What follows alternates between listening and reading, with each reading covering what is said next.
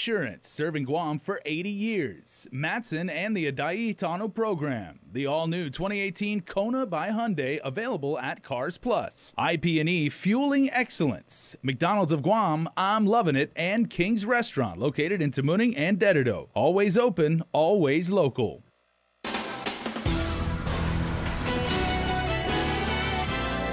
Coming up on your primetime news, official documents reveal the third branch of government has been paying out merit bonuses.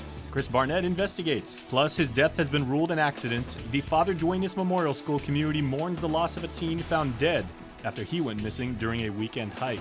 And also tonight, classes are back in session with thousands of public school students hitting the books. Carmen Terlahi has a look at the first day of classes. Half a day, everybody. Thanks for watching or streaming us. I'm Jason Salas, and these are tonight's top island news headlines. Well, thousands of public sector workers have waited in vain for the elusive merit bonuses, but the government is bound to pay by law. Yet the judiciary has made it a priority to pay such bonuses to workers with a superior rating. And as Chris Barnett reports in our top story, you may be surprised to learn how many court workers are actually doing a superior job.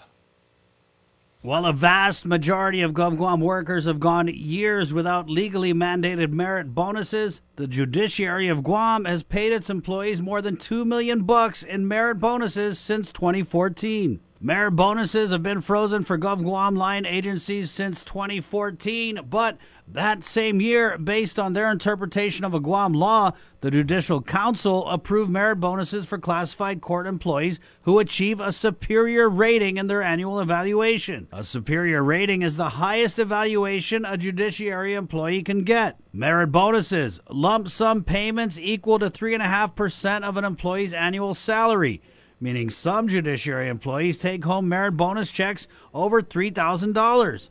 Employees also get their annual 3.1% increment raise with a satisfactory rating. When they do a great job, we just want to ensure that they're acknowledged for that work. But just how does an employee get a superior rating on their annual evaluation? It's not like, okay, I'm just going to give everybody a superior rating, because like I said, they have to do something really significant during the fiscal year. Many in GovGuam tell us it's very difficult, even rare, for many employees to receive the highest possible rating on their annual evaluation. But at the Judiciary of Guam, it seems like almost everyone is a superior employee. Right. And I welcome you to come down and see their work, because they do a lot with less, Chris. According to documents we obtained from the court by way of Freedom of Information Act requests, nearly 70% of court employees have gotten superior evaluations. There's so many different ways that they can get that meritorious rating, but it's about points. Their kind of workloads in GovGuam versus, say, the average GovGuam worker. I mean, I'm not saying that they're better than the other one. But it's what their managers see of them. KUAM News obtained 160 personnel action forms from the court showing 113 court workers got a superior rating. Yeah, that's pretty high. Compared with the rest of Guam, it's like... Right, but again, it goes back to, like, each individual person has, each individual manager knows their work. A 2014 audit from the Office of the Public Auditor said the judiciary awarded bonuses to employees who did not achieve the highest rating on evaluations. The courts have consistently paid out merit bonuses since 2014, but they couldn't tell KUAM News how many employees have gotten bonuses every year. Not everyone gets a superior rating. Some might get it one year, may not get the next. Because then obviously there'd be an expectation that, oh, I should be getting it. Well, maybe there was a year their workload might have fell off just a little bit. That's not saying they didn't do a great job. While the court finds money to pay bonuses, it continues to cut services to the public. At their budget hearing a few weeks ago, they threatened to cut 47 jobs, shut down drug courts, and close the Northern Satellite Court. While some might say having superior employees as the norm rather than the exception could be a way for the court to pay bonuses to as many employees as they can, Gumatautau says that's not the case. I don't think that it's just rubber stamped. For Guam's News Network, Chris Barnett reports. All right, Chris, thanks so much. Good hustle on that report. Well, Administration Director in other news, Edward Byrne, was front and center for the weeks-long debate on the new budget bill. Speaking before the Rotary Club Tuesday, he provided little insight into what action the governor may take, but did pass some observations about the tax and spending proposals that dominated recent political discourse. Our next report is with Nestor Lecanto. Director Byrne figures he was called to the legislature at least 6 times in the last 3 weeks to answer questions about the government's finances as lawmakers grappled with how to bridge a $138 million revenue shortfall created by federal tax reforms. He didn't mention any specific legislative proposals, but suggested there was some fairly difficult assumptions raised that needed to be thought through. The real message that I want everybody to get out of this is, if you want to make a change, by all means make a change. But you can't force a change, and I think some of the action over the last few weeks was simply, well, if we do this, we'll force the government to make collections, or we'll force the government to make savings. They might well do that, but with unintended consequences. He did address the criticism his colleagues at Rev and Tex have been getting, especially over collections. He says the local agency actually does pretty well when compared to the IRS. They got a pretty bad rap.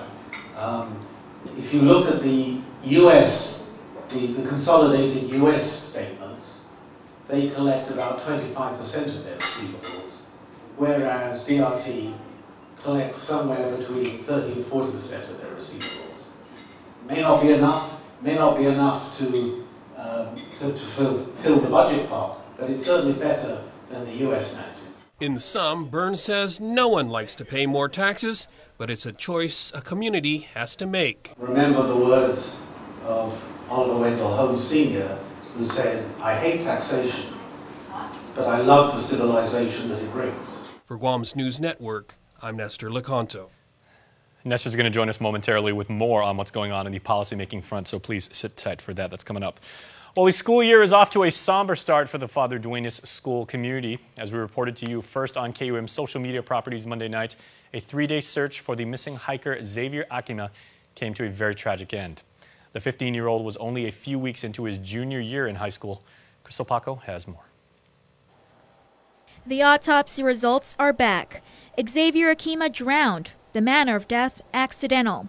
The 15-year-old was separated from his hiking group on Saturday when heavy rains turned into flash flooding that swept him away.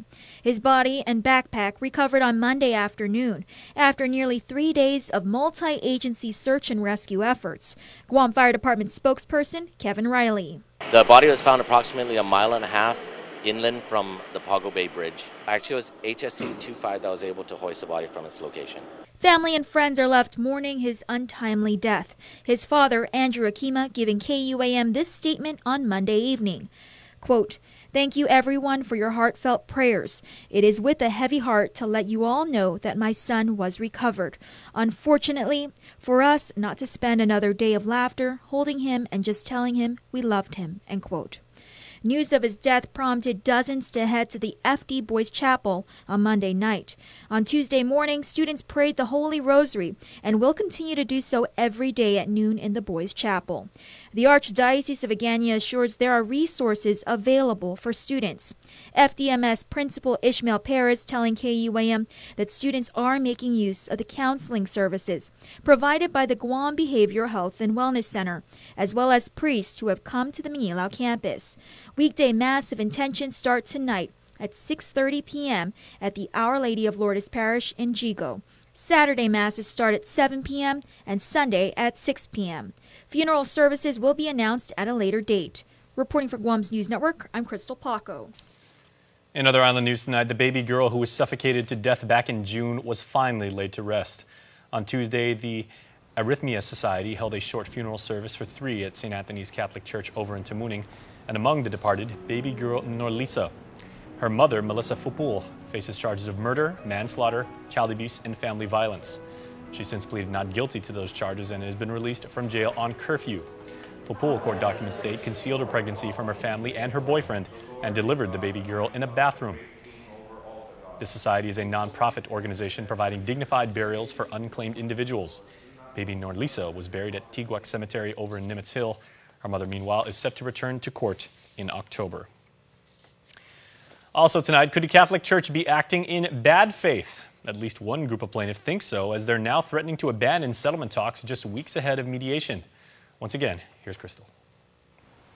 Plaintiffs' counsel Delia Wolf is calling out the church, specifically for, quote, acting in bad faith, end quote, and for banking on insurance coverage to front the cost of claims.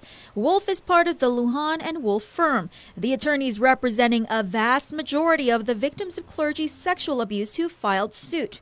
During a joint status conference in the District Court of Guam on Tuesday, she reported their group of clients may abandon settlement talks as a result of, quote, revelations by the church, end quote.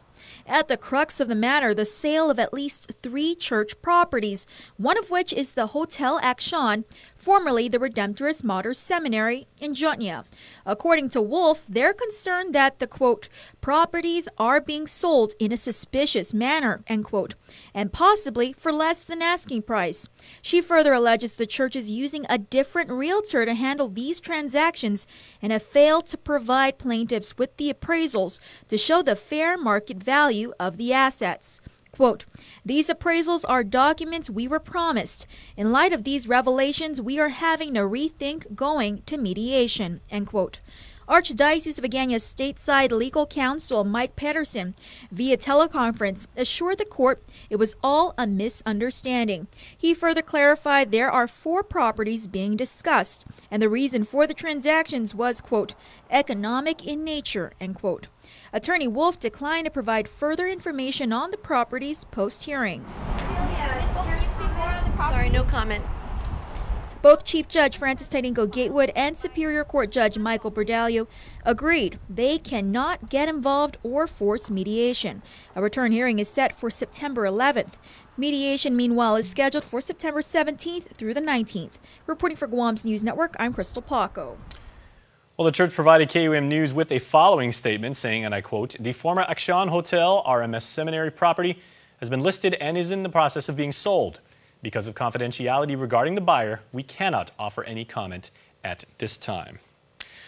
Also tonight, they are accused of entering Guam in June, claiming to be tourists under the visa waiver program, but instead stayed and were working as hostesses at a local club called Wild Orchid in Tamuning.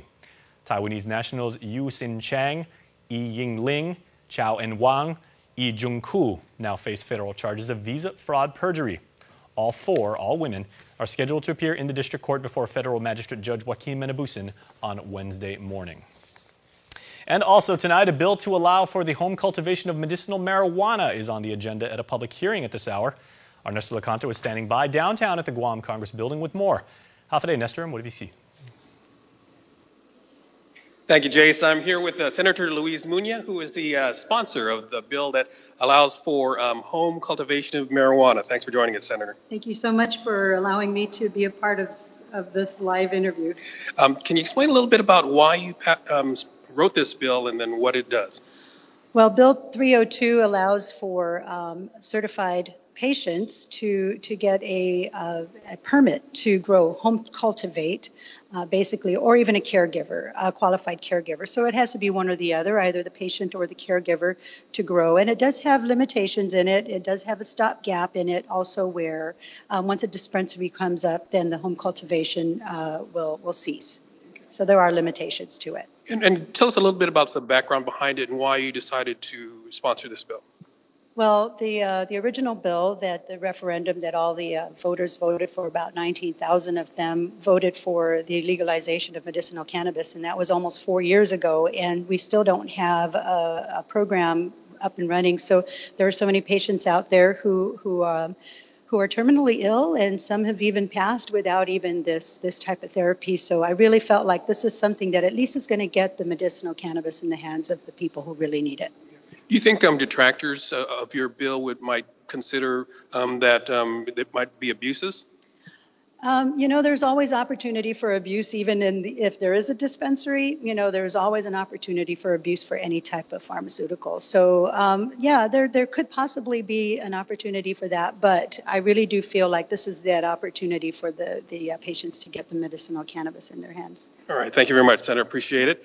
Back to you in the studio, Jace. All right, thanks so much, Nestor. Double duty today. Good job with that report.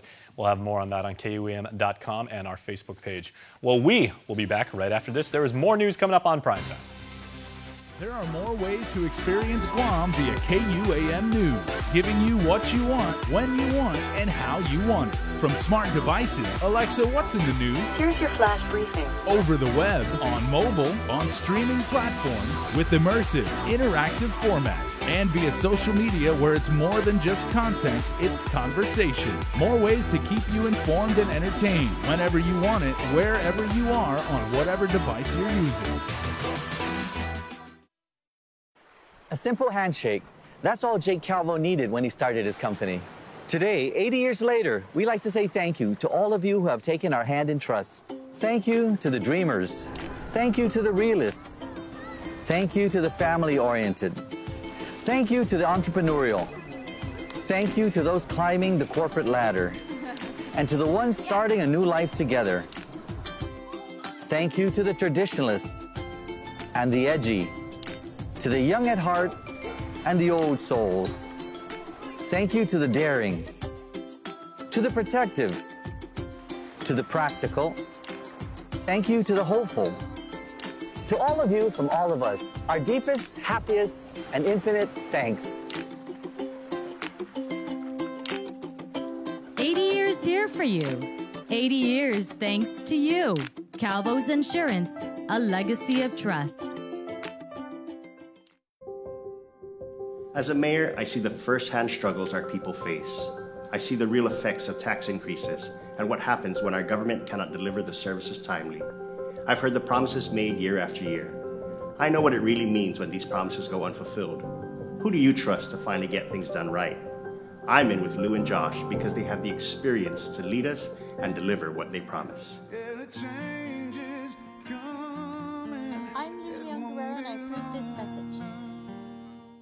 Win adventure in the ITNE Explore Your World Million Mile Giveaway.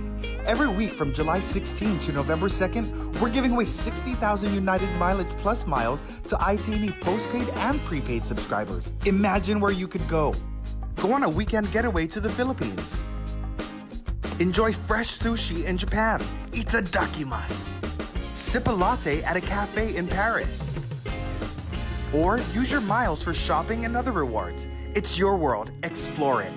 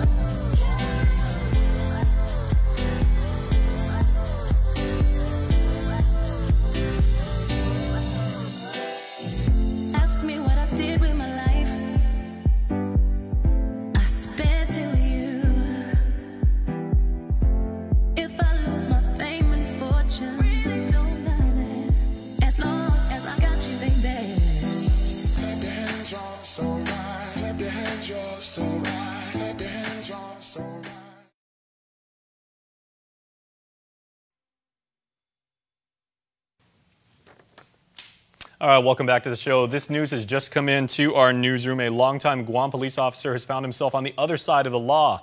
Police officer Dennis Santos is now in custody at the Department of Corrections. His arrest is in connection to the July 4th car crash occurring along Marine Corps Drive by Kmart. We've been told Santos was off duty at the time and was in an unmarked official GPD unit whenever he crashed into another car at that intersection. The accident resulted in the officer being rushed to the hospital for his injuries. Investigators with Highway Patrol have not released details of their investigation, but KUAM has confirmed that the officer had a blood alcohol content of at least twice the legal limit. Santos has been with the force for the past 30 years, and charges against him have not yet been released as he is now being processed at DOC. Well, rain or shine, and despite uncertainty with reductions in DOE's budget, public schools are off to a timely start. DOE and the Guam Police Department officials welcomed students on the first day of class. Carmen Terlahi was along for the ride and has more. Making his rounds to Guam's public schools, we met the head of Guam's Department of Education welcoming students at Tamuning Elementary. You know, we had a budget uncertainty going on all summer, all year, actually trying to figure out what our resources will be. So I think the first thing was just get all the kids back, the families back, to school and let them know that we're here, we're focused on their education. Alongside DOE officials, you might have spotted the men in blue from the Guam Police Department, giving high fives to students nervous for their first day of class. Sergeant Paul Tapal says they're working year-round to keep schools safe. We're high-fiving them, encouraging them that this is going to be a great year. It's a positive note, it's a clean slate. They're going to start off on the right foot. So far, so good. Superintendent John Fernandez says the first day was smooth sailing, though there are changes this school year, like the free lunch and breakfast program for all students that officials monitored throughout the day. We had the change in attendance areas as well as the no-cost breakfast and lunch. So working with Sodexo, we want to make sure enough meals are served at every school and make sure that the meals get there on time. Getting to school on time and making sure students arrive at the right campus, another challenge DOE faces. Well, we're watching for bus transportation. We know that there's a shortage of bus drivers this year. We've already been warned that there'll be some double backs, especially up north where there's a lot of students. Overall, Fernandez is hoping to make this school year a great one. Officials currently reviewing the budget bill and the passing of Bill 330 that promises $1 million to jumpstart rebuilding Simon Sanchez High School. GPD officials also looking forward to more community outreach events to help students succeed. When a child comes to an environment where they're safe and they know that an environment is safe, that's one stress factor that they don't need to worry about. They're coming to an environment where they're given an opportunity to learn. Reporting for Guamsi's Network, I'm Carmen Victoria Turlahi. And also tonight, the president has signed the massive defense spending bill into law. It contains almost $450 million for the military buildup. The largest project is more than $140 million worth of a machine gun range. Congresswoman Madeline Bordallo, who is of course running for re-election, says she secured a number of key provisions for Guam. One provides an extension to 2023 of the H-2B temporary work requirement exemption for military-related projects. Another gives Guam's governor the authority to determine the need for temporary workers for Guam's civilian labor market. Bordallo says she was also able to permanentize the so-called net negative land return commitment, requiring the military to hold less acreage than it did when the buildup started. There is much more news, so stay tuned.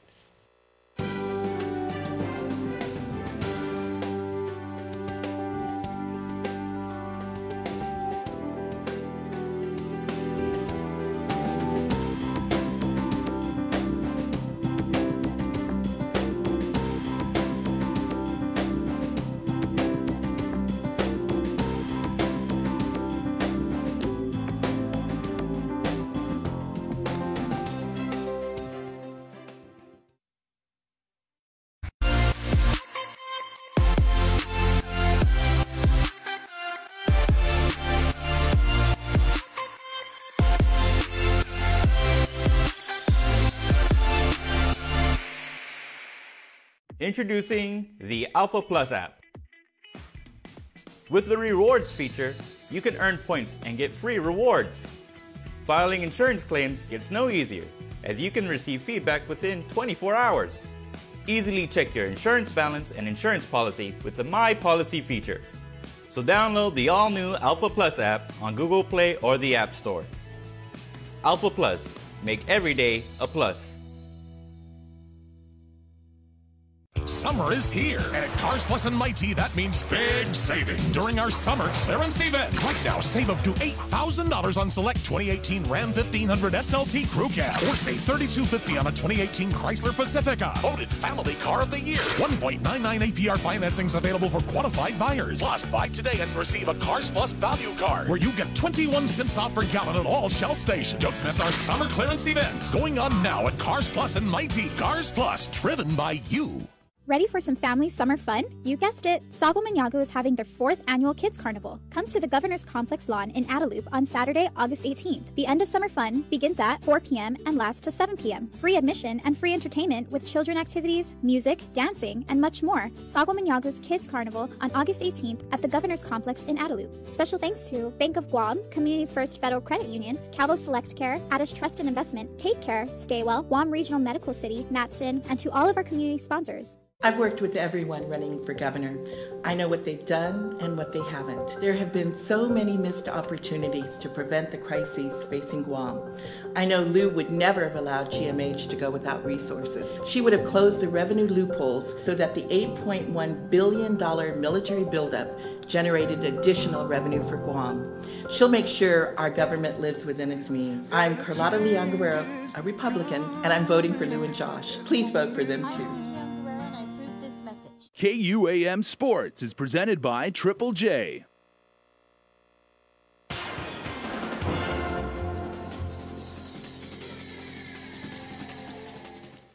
Dave Delgado here for KUAM Sports. Thanks for watching. I have some news on how you can register for the San Roque Fiesta 3-on-3 basketball tournament. But first off, some softball from the Teason softball field. Check it out.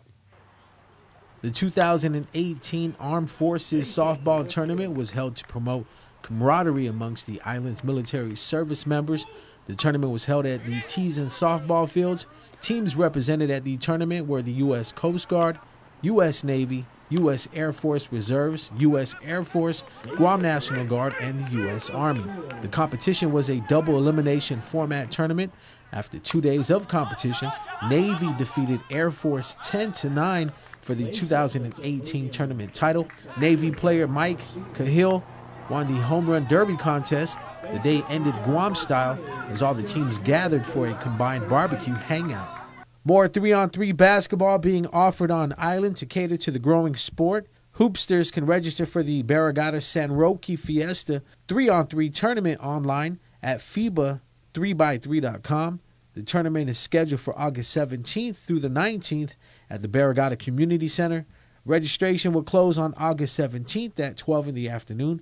Competition is open to the first 10 teams registered per division. Team fee is $100 per team for the open division, $40 for U18 divisions. Divisions include men's and women's open, men's and women's U18. Make checks payable to Vision Youth Barrigada. Make sure to also show up at 5:30 each night.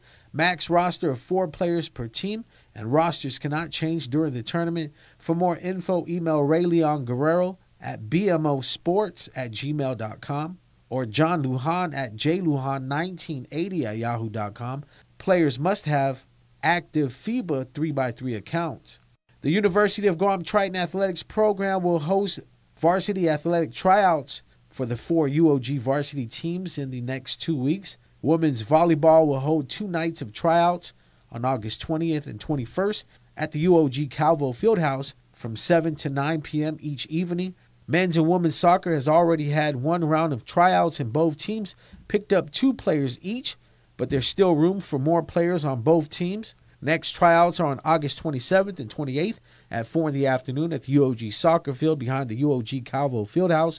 These tryouts will also be the start of the UOG practice for the 2018-2019 season.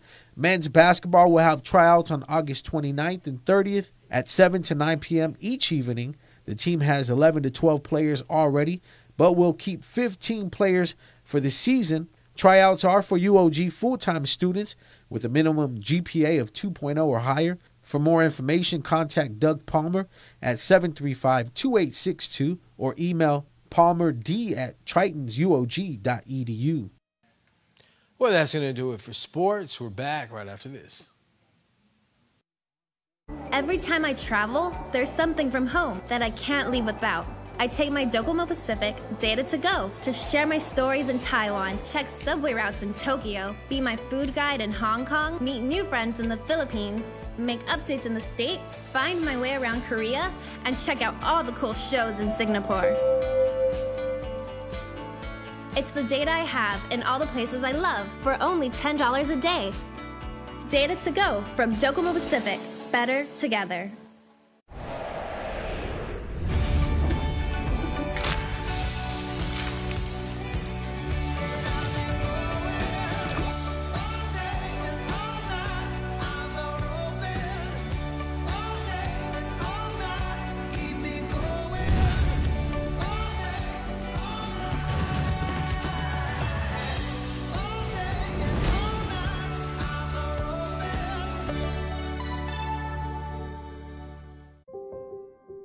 As a mayor, I see the first-hand struggles our people face. I see the real effects of tax increases and what happens when our government cannot deliver the services timely. I've heard the promises made year after year. I know what it really means when these promises go unfulfilled. Who do you trust to finally get things done right? I'm in with Lou and Josh because they have the experience to lead us and deliver what they promise. I'm Lilian Guerrero and I approve this message. For a limited time, receive a free $500 Kmart gift certificate on selected new vehicles from Triple J Auto Group. Get the car, the savings, and the supplies just in time for school. Top of the class deals like 2018 Mazda 3 Sport for as low as $16,995. Or our big boy truck, the Ford F-150, starting at $298 per paycheck. Or the sporty and stylish 2018 Honda HR-V at only $176 per paycheck. Get pre-approved instantly at triplejguam.com. Trade-ins welcome. Some conditions apply. Stop by today and with Triple J Auto Group. Customers first. And now, here's something you'll really like. Tonight's birthday shoutouts. Let's all make someone's day, everybody, by saying happy birthday to Roman Peres III. It's Roman's 18th birthday. We love you. Say mom, dad, and the rest of your family. Hope you had a great day. Jaomi K. Manglonia has a birthday today, so we hope you had the very best day ever.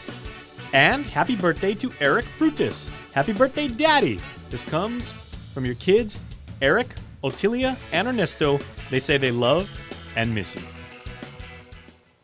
And if it was your birthday today, actually technically if it still is your birthday and you were not part of the club, you're still welcome. Make sure that someone you love, go to KUAM.com and register, and we'll mention your birthday tomorrow. Make sure to put belated. We're happy to do so. All right, stay tuned. Next, Carmen is up next with Health, Home, and Lifestyle. Closed captioning is brought to you by IT&E.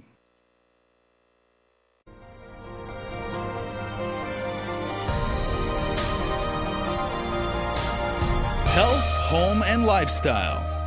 Presented by Paradise Fitness Center, changing lives since 1996. Half a day and welcome to KUAM News Extra. I'm Carmen Victoria Terlahi. So glad you could join us. Tonight we'll talk about the legacy of nursing on Guam and ESGR Week. But first, here's Nurse Jen with Health Check. Health Check with Nurse Jen is presented by Island Cancer Center. Half a day, I'm Nurse Jen. Studies show that smartphones can be addictive to your teenager, but parents, you have options to help deter the addiction. According to Common Sense research, more than half of teens are addicted to their mobile devices today. The tech industry